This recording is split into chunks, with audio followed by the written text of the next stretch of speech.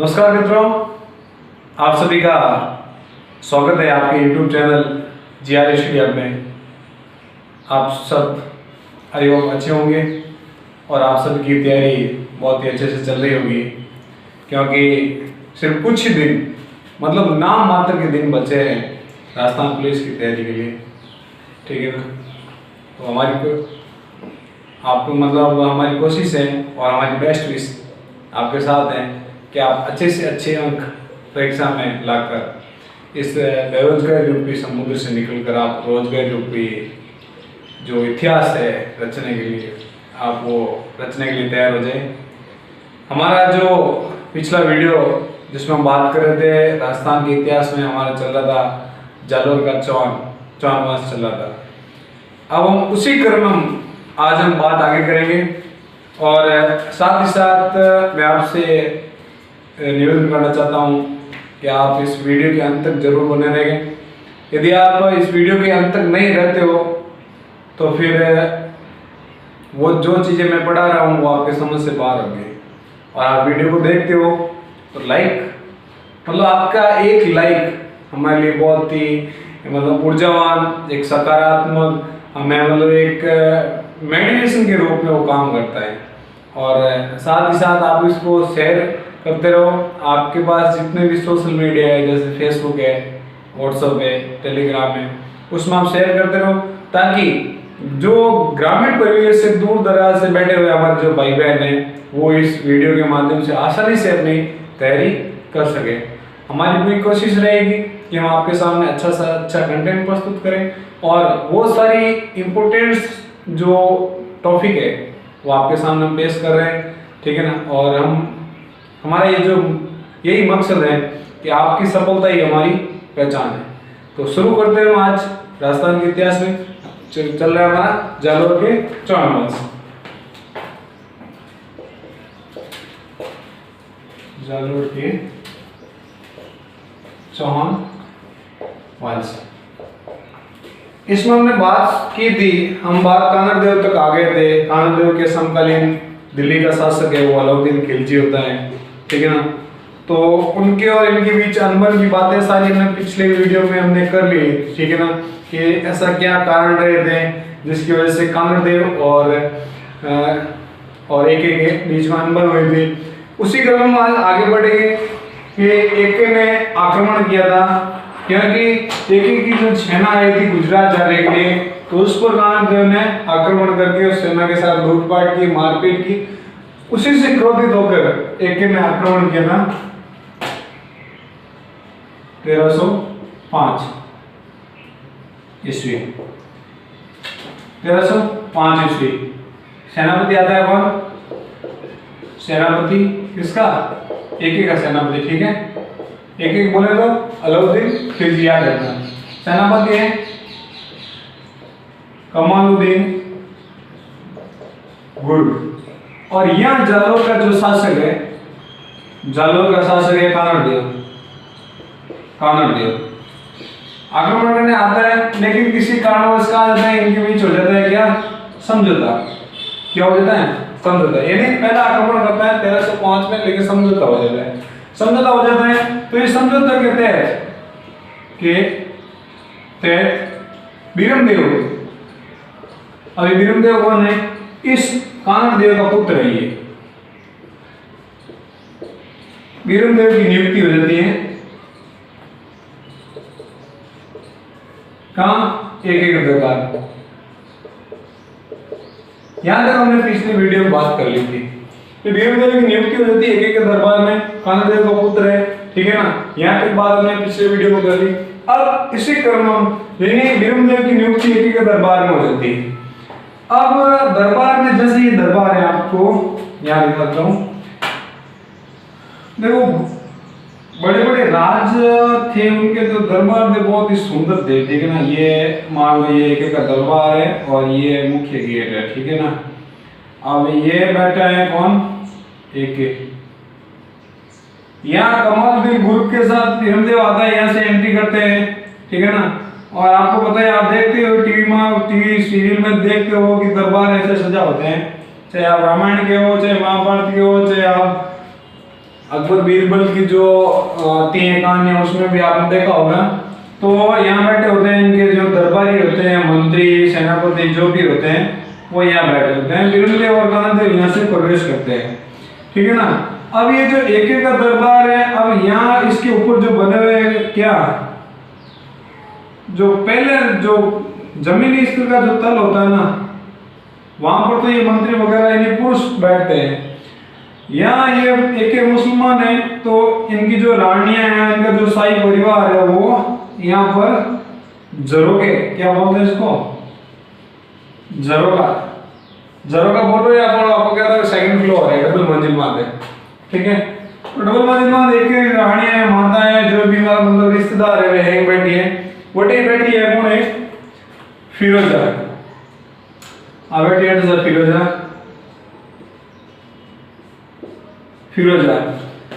बीरमदेव जैसे दरबार में प्रवेश करता है, फिरोजा की नजर पड़ती है बीरमदेव के ऊपर, क्योंकि बीरमदेव के एक राजघराने से संबंध रखता है। तो जो व्यक्ति राजघराने से जो उच्च संपन्न लोगों के जो घराने से या जो उनका बैकग्राउंड है वहां से संबंध रखेंगे तो वो तो लड़का स्वाभाविक है, सुंदर होना ही है। तो फिरोजा की नजर पड़ती है बीरमदेव पर, बड़ा हैंडसम बंदा है, ठीक है ना, सारा मतलब मॉडर्न जमाने का लड़का है ये। तो इसकी नजर पड़ती है इसके ऊपर, यहाँ आके खड़ा हो जाता है, बोलते हैं, मतलब काननदेव कहते हैं कि हमने जालौर पर आक्रमण किया था लेकिन हमने समझौता कर लिया। समझौता कहते हैं बीरमदेव आपकी सेवा में उपस्थित हो गया है।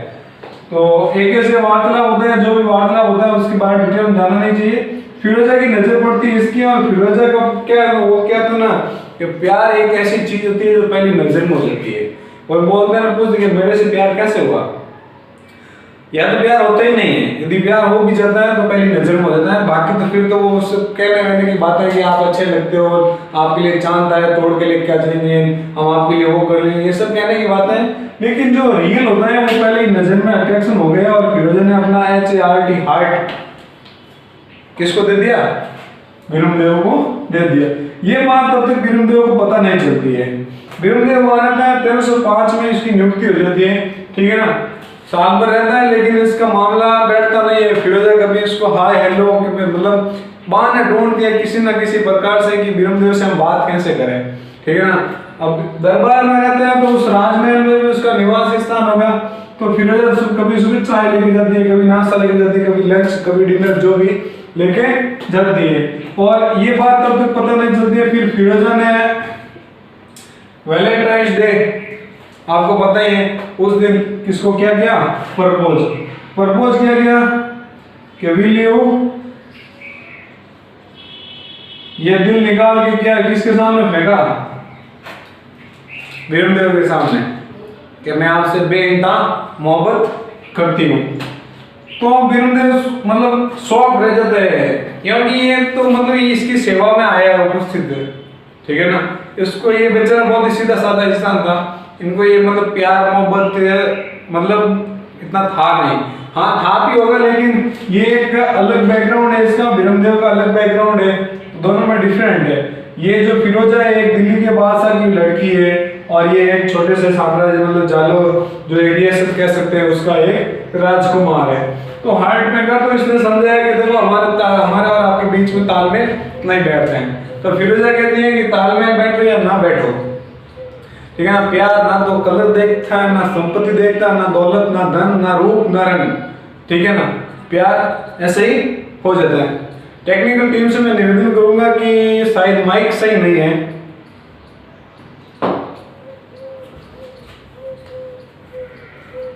आप उस माइक वापस लगाओ। चलो ठीक है, माइक भी सही शेयर हो गया था ना। तो फिरोजा मतलब ये बीरमदेव बात मानता नहीं है। कौन? बीरमदेव कहते हैं कि देख फिरोजा, मैं जो एक छोटे रियासत या जो छोटे राजा का मतलब हमारा जो साम्राज्य है वो आपके जितने पिताजी के जितना बड़ा है नहीं, ठीक है ना। और हमारे और आपके बीच में तालमेल बैठता नहीं, क्योंकि आपका जो बैकग्राउंड है बड़ा ही खतरनाक है। खतरनाक कैसे कि जो इसकी फिरोजा की माता है ना, माता कौन है? चिमना, ठीक है ना।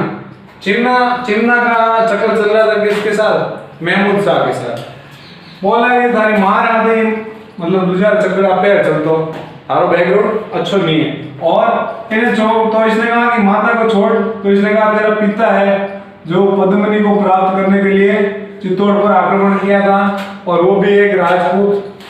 पद्मिनी ने आपके पिता के लिए जोहर किया था और रतन सिंह ने केसरिया किया। तो इसलिए मैं आपसे ये प्यार मोहब्बत वाली बात मेरे से पॉसिबल नहीं है, ठीक है। तो ये जाती है अपने पापा के पास, कैसे कैसे जो मुझे पसंद आ गई वो मैं लेकर रहूंगी। तो फिर ये जाती है एक के पास, बोलती है पापा पापा। वो जब संतान तो पिता के समक्ष ऐसे मतलब बोलते हैं दयालु बन के कि बस जब जाते हैं तो मान लो पता चल जाता है कि हाँ ये किसी ना किसी परेशानी से गुजर रहे। तो इतना पूछा बेटा क्या बात है, तो इसने कहा कि ये जो आपके दरबार में ना बिरमदेव, इसको मैं करती हूँ LOVE, ठीक है ना। तो ये बात सुनता है एक ने बोला कि देख बेटा मैं दिल्ली का बादशाह हूँ, तू दिल्ली की राजकुमारी है, ठीक है ना। और हमारे लिए बिरमदेव का समाज अलग है और हमारा समाज अलग है। हमारे समाज में बहुत सारे लड़के बैठे हैं, ये कहती है कि मैं तो बस मैं शादी करूंगी तो सिर्फ बिरमदेव से ही करूंगी। तब एक बुलाता है बिरमदेव को, बिरमदेव के सामने एक प्रस्ताव रखता है कि भाई देख मेरी लड़की है, तेरे से शादी करना चाहती है, ठीक है, तो तेरा क्या विचार है, ये मुझे इसका जवाब कल सुबह तक चाहिए। बिरमदेव बड़ा ही मतलब धर्म संकट में फंस गया था। धर्म संकट में ये फंस गया था कि इसने समय भी कम दिया कि कल सुबह जवाब देना चाहिए। अब पहले फोन वगैरह तो थे नहीं, यदि मान आप तो फोन होता है सीधा घर वालों से बात करके पूछ लेते हैं कि भाई ये मामला है, आपका क्या निर्णय है। तो इसने सीधा सीधा फ्लाइट लेके आ गया, कहाँ वापस आ गया जालोर। रात को निकलता है और सुबह जालोर पहुंच जाता है।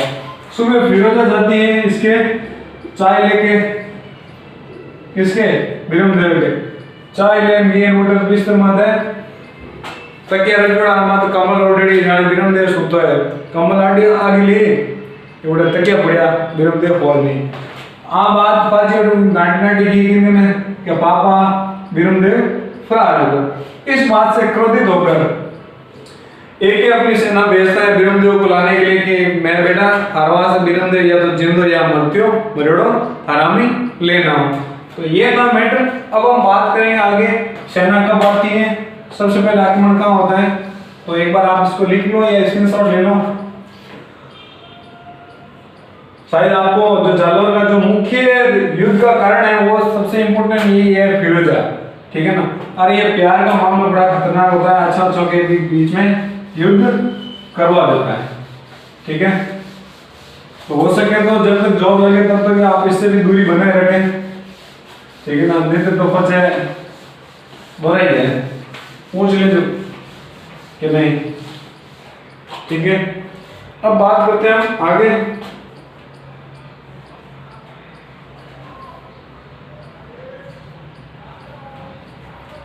अब बात आती है 1308 की। 1308 की सेनापति आता है किसका, AK का, ठीक है ना। कौन है, कमालुद्दीन गुर्ग। अब क्या है कि जब आक्रमण करने के लिए जालोर आएंगे, तो ये जालोर पहाड़ी पर ये बना हुआ है किला, क्या बना हुआ है, बना हुआ है क्या किला। इससे पहले एक और पहाड़ी आती है,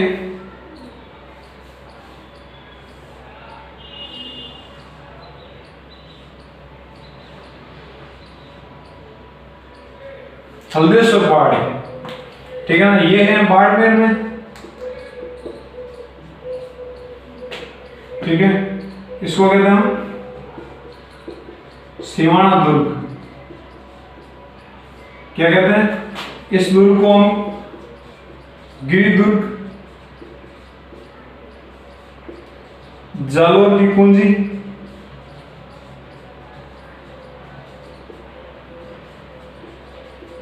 मारवाड़ के राजाओं की संकटकालीन स्वर्ण स्थली। शिवाना दुर्ग है, ये किस पहाड़ी पर है? इस पहाड़ी का नाम है हल्देश्वर पहाड़ी। हल्देश्वर पहाड़ी। और इसका निर्माता कौन है?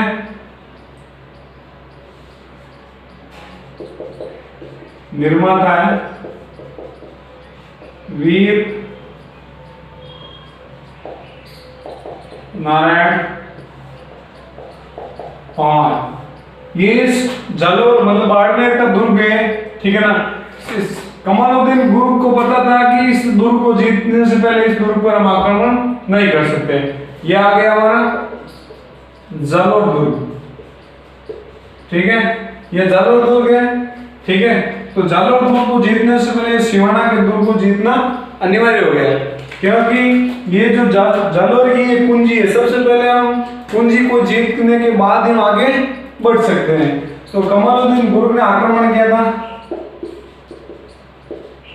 आक्रमण किया, ठीक है ना। कब? 1308 में। तो यहाँ का शासक था, शासक शीतल देव या सातल देव, दोनों भी आते हैं, ठीक है। सातल देव, शीतल देव और सातल देव दोनों एक ही नाम है, ठीक है। आपको कंफ्यूज होने की जरूरत नहीं है। तो कमालुद्दीन गुर्ग इस दुर्ग पर आक्रमण करता है, सफलता नहीं मिलती है, ठीक है ना। और ये जो आपको पता होगा कि दुर्ग बड़े बड़े दुर्ग बने होते हैं, जैसे जयपुर का आमेर दुर्ग, जोधपुर का हमारा मेहरानगढ़, चित्तौड़गढ़, रणथंभौर, जालोर का सिवाना, बाड़मेर का सिवाना दुर्ग। ये ऐसे दुर्ग है कि इसमें ऐसी व्यवस्था होती थी कि यदि मान लो दुश्मन देश के सैनिक आक्रमण करते हैं तो दुर्ग में खाने पीने की व्यवस्था जो सुचारू रूप से पहले से रखी हुई होती है। यदि मान लो मतलब साल दो साल तक का जो सारा सिस्टम था वो उसके अंदर रखा हुआ होता था, ताकि आसानी से मतलब साल 2 साल का यदि घेरा कोई दुश्मन देश के सैनिक बनाएंगे तो खुद परेशान हो जाएंगे, क्योंकि उनको खाने पीने की जो रसद सामग्री है उसकी कमी हो जाएगी, ठीक है ना। तो इस दुर्ग में ये सारी चीजें व्यवस्था होती थी। लेकिन इस जो शीतल देव के एक सेनापति है, सेनापति क्या नाम उसका? बावला। ये बावला ही था, ठीक है ना। इसको लालच किसने दिया? लालच ये दिया कि भाई तुम दुर्ग के गुप्त मार्ग बता दे या ऐसा कुछ काम कर जिसकी वजह से मजबूर हो जाए शीतल देव दुर्ग का दरवाजा खोलने के लिए। तो इसने लालच दिया कि भाई शीतल देव को मारने के बाद तुम्हें शासक बना दिया जाएगा। तो इसमें ना एक मामदेव कुंड है, मामदेव कुंड जो पानी से भरा है, ठीक है। उसमें क्या मिलाया था? गोरख मिला दिया। गोरख क्यों मिलाया था? क्योंकि जो शीतल देव था हिंदू शासक था और हिंदुओं में गाय सबसे पवित्र होती है, ठीक है ना। गाय के दूध का हम सेवन करते हैं, लेकिन गाय के मांस का सेवन नहीं करते हैं, ठीक है ना। तो मामदेव कुंड में गोरख मिलाया था तो क्या हो गई थी? पेयजल की कमी, पेयजल की दुर्ग के अंदर कमी हो जाती है। तो शीतल देव को लगा कि या तो प्यासे मर जाओ या दुश्मन देश की सेना को मारते हुए मर जाओ। तो इसने पेयजल की कमी होने पर इसने खोला था दुर्ग का खोला दरवाजा, वहां लड़ता हुआ मारा गया, ठीक है ना। दरवाजा खोल दिया, लड़ता हुआ मारा गया। और जो पीछे इनकी रानी थी उन्होंने जोहर किया, ठीक है। फिर इस कमालुद्दीन गुर्ग ने इस बावला की भी क्या कर दी है? हत्या। क्यों हत्या क्या कर दी? बोलते हैं कि तू तेरे भाई स्वामी का भी नहीं है तो हमारा तो लगता ही क्या है। तो ये था सारा मैटर 1308 में जब कमालुद्दीन एक ने आक्रमण किया था। किसके नेतृत्व में? कमालुद्दीन गुर्ग के नेतृत्व में, ठीक है ना। कहां पर आक्रमण किया? सिवाना दुर्ग पर। सिवाना दुर्ग का है बाड़मेर में। किस पहाड़ी पर है? हल्देश्वर पहाड़ी पर। यहाँ का शासक कौन है? शीतल देव, ठीक है ना।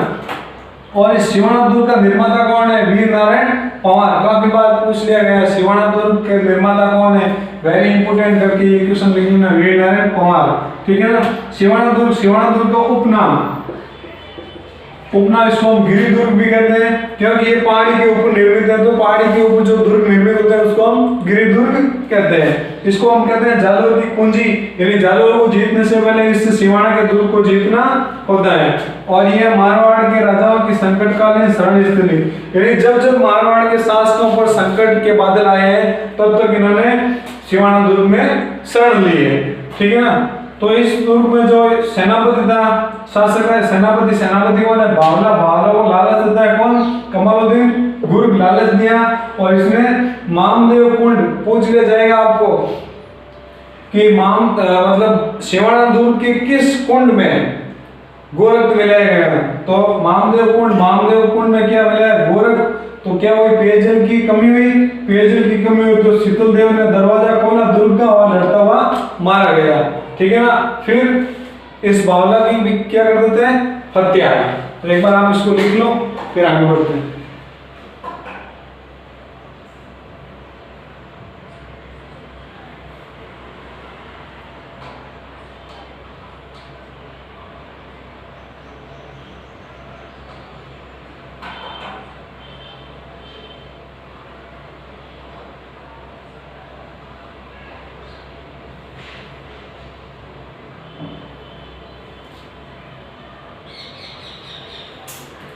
तो 1308 में एक का सेनापति है कौन? कमालुद्दीन गुर्ग। क्या करता है? आक्रमण किसके ऊपर? सिवाना दुर्ग कहाँ है? बाड़मेर, ठीक है ना। इसका उपनाम क्या है? गिरि दुर्ग। इसको कहते हैं जालोर की कुंजी, मारवाड़ के राजाओं की संकटकालीन शरण स्थली, ठीक है ना। यहाँ का शासक कौन है? शीतल देव। ये दुर्ग किस पहाड़ी पर बना है? हल्देश्वर पहाड़ी पर। इस दुर्ग का निर्माता कौन है? वीरनारायण पंवार, ठीक है ना, वीरनारायण पंवार, ठीक है। और इसका जो सेनापति कौन है? बावला किस कौन था? लालच। कमालुद्दीन गुर्ग क्या दिया?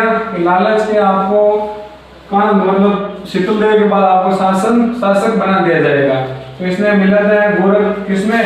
मामदेव कुंड में, और हो जाती क्या? पेयजल की कमी। शीतल देव दुर्ग का दरवाजा खोलता है और लड़ता हुआ मारा जाता है। अब हम बात करेंगे आगे 1311, यानी सिवाना दुर्ग इन्होंने जीत लिया। अब आगे किस दुर्ग पर? जालोर के दुर्ग पर घेरा डालेंगे। तो हम बात करेंगे जालोर में यहाँ कौन है? कानड़देव और कौन है? बिरमदेव, ठीक है। जालोर 1311। सेनापति कौन है? एक का सेनापति एक का कौन है? ये कमालुद्दीन गुर्ग है। कौन है? कमालुद्दीन गुर्ग।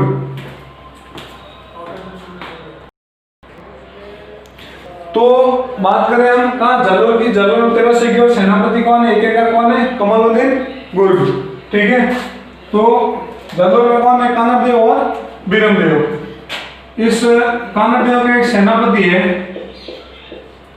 दहिया बीका। ये बीका है, तो बीका वही है, नाम से पता चल जाता है। इसने इसको क्या दिया? वही लालच दिया था, ठीक है ना। लालच ये दिया कि कानड़देव के बाद तेरे को शासक बना दिए जाएंगे, ठीक है ना। तो लालच के तहत इसने बताया थे गुप्त मार्ग के दरवाजे खोल दिए, ठीक है ना। और इस दैया की हत्या कौन करती थी? इसकी घरवाली। यानी ये जाके बोलता है अपनी घरवाली को कि मैंने आज एक ऐसा बड़ा खतरनाक काम किया है, आज तो तू इस जगह पर रह ले, कल हम जालोर के दुर्ग के राज सिंहासन पर विराजित होंगे। घरवाली थी क्या थी? क्षत्रिय। इसने क्षत्रिय धर्म निभाया और इसकी क्या थी? कर दी हत्या। और फिर वहां पहुंची कानड़देव के पास। कहां पहुंची तब तक क्या हो गई? देर हो गई, और इस कमालुद्दीन की सेना दुर्ग में प्रवेश कर लिया। वापस एक बार समझा देता हूं कि जालोर जो सिवाना दुर्ग जीतने के बाद कानड़देव वो जालोर पर आक्रमण करता है। जालोर पर कौन है? कानड़देव और बिरमदेव। कब आक्रमण करता है? 1301। सेनापति किसका है? कमालुद्दीन गुर्ग एक का। ये आक्रमण करता है जालोर पर, ठीक है ना। कानर देव का सेनापति एक दैया भिका, नाम से ही भिका है तो भिका हुआ तो है ही है, ठीक है ना। इसको लालच कौन देता है? कमालुद्दीन गुर्क देता है लालच, ठीक है ना। और गुप्त मार्ग के दरवाजे खोल देता है। ये बात बताता है जिसको अपनी घरवाली या क्षत्रिया, तो इसकी क्या कर देती है? हत्या। यानी कि तुम अपना स्वामी का नहीं हो सकता तो मेरा क्या हो सकता? तो दैया भिका की हो जाती है हत्या। फिर यहाँ से पहुंचती है किसके? ये बात कहने के लिए कि भिका ने आपके गुप्त मार्ग बता दिए, लेकिन तब तक हो जाती है क्या? देर हो जाती है। तो कमालुद्दीन गुर्क की जो सेना है वो इस जालोर दुर्ग में प्रवेश कर जाती है, ठीक है। और कानर देव है जो लड़ता हुआ मारा जाता है, ठीक है। और ये बीरम देव अपनी कुल देवी आशापुरा माता के सामने आत्महत्या कर देता है, ठीक है ना। तो ये बीरम देव अपनी जीवन लीलाएं आशापुरा माता के सामने समाप्त कर देता है। कानर देव लड़ता हुआ मारा जाता है। रानी क्या करती है? जोर करती है, ठीक है ना। फिर इस बीरम देव का शव लेके जाता है कमालुद्दीन कहाँ? दिल्ली, ठीक है ना। दिल्ली जाते हैं तो कहा जाता है जब फिरोजा इस बीरम देव का शव देखती है, ठीक है ना, तो देखने के बाद उसको लगता है कि अब तो बीरम देव ही खत्म हो गया, यानी प्यार खत्म हो गया, तो मुझे जीने का अधिकार भी नहीं है। तो ये यमुना नदी में कूदकर आत्महत्या कर लेती है। तो इस दुर्ग को जीतने के बाद इस जालोर का नाम रखा था क्या? जलालाबाद। और यहीं पर बनती है एक मस्जिद किसकी? फिरोजा मस्जिद, जो राजस्थान की दूसरी मस्जिद है, ठीक है ना। पहली मस्जिद कौन सी है? जो हमारे संस्कृत की पाठशाला बनाई थी किसने? विग्रह चतुर्थ ने, ठीक है ना। उसको तोड़ के 2.5 दिन का झोपड़ा बनाता है, ठीक है। वो है पहली मस्जिद। और दूसरी मस्जिद है फिरोजा मस्जिद, कहाँ पर? जालोर में। तो ये था हमारा जालोर का चौन, ठीक है ना। अब हम आज की जो हमारी क्लास है तो हम यहाँ समाप्त ना करके एक छोटा सा आगे आता है कि हाड़ौती में चौन वंश। हाड़ौती का चौन वंश बात ये है कि एग्जाम में आज तक पूछा नहीं गया है, ठीक है ना। तो मैं आपको थोड़ा शॉर्ट कट दिखा देता हूँ, ठीक है ना। 1-2 लाइन जो हमारे लिए इम्पोर्टेंट है वही। हाड़ौती के चौन में कौन आता है? एक कोटा और बूंदी का जो स्थापना करता है उसके बारे में पूछा जाता है। या हाड़ौती में चौन वंश की स्थापना किसने की? यही, इससे क्वेश्चन ज्यादा नहीं बन सकते क्योंकि आज तक हाड़ौती के चौन वंश से क्वेश्चन। सब्सक्राइबर कीजिए हमारे चैनल को, साथ ही बेल आइकन का बटन दबाएं ताकि आपको हमारे वीडियो सबसे पहले मिले।